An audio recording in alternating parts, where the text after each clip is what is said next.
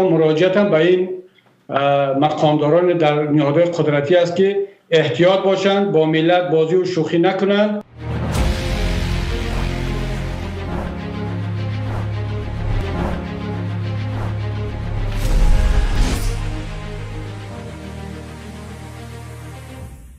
برادر به یک چیز اشاره کرد. در حالتی که تظاهرات مردمی بود دیده شده است که در هر تپه های سنایپریستان، یعنی با سلاح می ایستند و طرف مردم نشان گرفتگی هستند. در یک حالتی که مردم تظاهرات کرده است، تظاهرات مردم را این سنایپریستان از کجا درک کردند و این گونه سوال مطرح کرده بودیم برادر. ببینید این حکومت تاجیکستان واقعا هم نسبت مردم خودش رحم ندارد. همین را باید حال یک برادر قبل از این کس، یک برادری که با من بحث کرد، یک نکته بسیار مهم را گفت. اگر 500 نفر در خیابان بریزند، این حکومت دیگر جرأت و جسارت مبارزه بردن با مردم را نخواهد کرد و رحمانو فرار میکند. من ترسوگی رحمانوف را میدونم، ولی رحمانوف ممکن تا لحظه آخر تلاش کند، چون آدمی ترسو بی‌رحم میشود.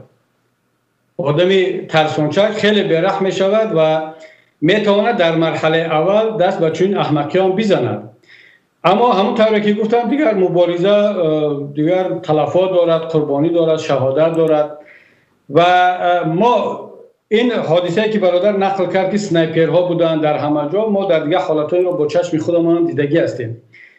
ولی حالا اون تغییراتی که در ذهن نیروهای امنیتی و پلیس و ارتش تاجیکستان با وجود آمده ایستاده است، من فکر میکنم یک تغییرات بسیار مثبت است.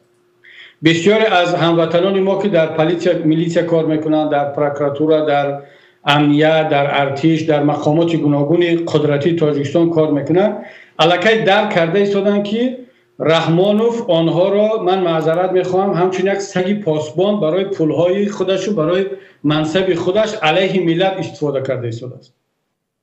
و اگر 5 سال پیش کمی اندر کم این را درک میکرد، امروز چند درصد از این مقامات این را درک کردن.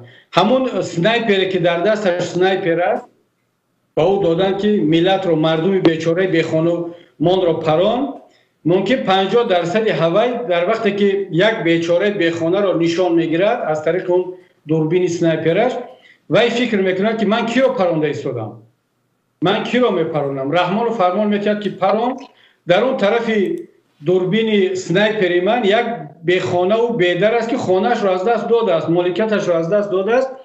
او حق دارد اعتراض کند از این حکومت دزد ظالم که بیاد مشکلات او را حل کند. چرا باید او پرانده شود؟ چرا باید کشته شود؟ ما باید برادر عزیز روز به روز بیشتر با این، نه تنها با مردم، با این مقامات هم صحبت کنیم. این گونه پیام ها باید به این پلیسیا، به امنیت، به پروکراتورا، به ارتش فرستاده شود که برادر وقتی که تیر میپرانی، رحمانوف او را تروریست میگه، تو را میگه پرانی یک تروریست جنایتکار است، ولی این هموطنی تو است، این خواهری تو است، این برادری تو است، پدری تو است، مثل پدری تو. اینم خودت حالا مثلا میلیسیا شدی و کمتر زندگیت بهتر شد چون از مردم پول میگیری یا از جای دیگر، البته با اون معاشت هیچ وقت زندگی خوب نخواهی داشت، حتما یک درآمدی از یک جای دیگر با راه دزدی و فشار داری. اما اون هموطن دیگرت، همسایت، هم دهت یا از ناحیه دیگر، اون ندارد این امکانیت رو. همه که دیگر پروکرور و همه رئیس جماعت نمیشوند. او چیکار کند؟ اگر بیاد حق خودش رو طلب کند، او بیاید بگه که عدالت را رحمانوف جاری کن، همه اون پرونده شود، این چی دولت داری است؟ مگر همون کسایی که در اروپا اعتراض میکنن، مثلا در فرانسه، در آلمان، در همه جای دنیا، هر روز هزارها نفر بیرون میان در خیابان ها اعتراض میکنن، بعضیش حتی ماشین ها رو آتش میزنن، ویترین مگزین ها رو میشکنن. اگر همه اونها پرونده میشد، اگر در فرانسه، در آلمان، در کشورهای اروپایی اگر رحمانوف پرزیدنت میمود، در اینجا شهروند نمیموند. در اروپا یگان شهروند نیست که در 10 سال یگان بار اعتراض نکرده باشند. یعنی اینا هر روز یک میتینگ دارن. اگر همه این پرونده شود، در اینجا شهروند نمیموند. یعنی من این حالا با استفاده از دعوت این برادر یا سوال این برادر، دعوتم از تمام این مقامدارانی هست که در نیروهای قدرتی تاجیکستان کار میکنند. وقتی که طرف یک تاجیکستانی ملی یراقت را راست میکنی، تصور کن که در اون طرف برادرت، خواهرت، مادرت، پدرت، همدیهت یک شهروند تاجیکستان ایستاده است که از دست این حکومتی که از دست این دزدانی که خودت حمایت کرده ایستادی به داد آمدند. و همین است که در بسیاری از کشورهای دیکتاتوری ارمیا، پلیسیا، امنیت سلاح رو میگذارد، طرف مردم میگذارد، برای که دیگر وجدانش اجازت نمیدهد. اما در یک کشور دموکراتیک این کار نمیشد. برای چی؟ برای که این نچلنیک پلیسیا، این کاپیتان، لیتنانت اینا میدونن که اینا دارن در خدمت ملت هستند. این مرکل و ماکرون اینها 5 سال 10 سال هستند میروند. سروزیر آلمان خانم مرکل ماه سپتامبر آینده تمام میرود، اعلام کرد که من دیگر سروزیر نخواهم بود، ولی اون پلیسیا باقی میماند، برای اون سروزیر بعدی هم خدمت میکند. اما شما در خدمت یک نفر هستید. هر چند بگوید که ما در خدمت کنستیتوسیون هستیم، ساختار دولتی هستیم، ملت و وطن هستیم، هیچ کس دیگر باور نمیکند. برای چی؟ برای اینکه بالاتر از کنستیتوسیون، بالاتر از حکومت، بالاتر از ملت و دولت یک نفر دزد فسادکار ایستاده است که همه ما و شما را استثمار کرده ایستاده است.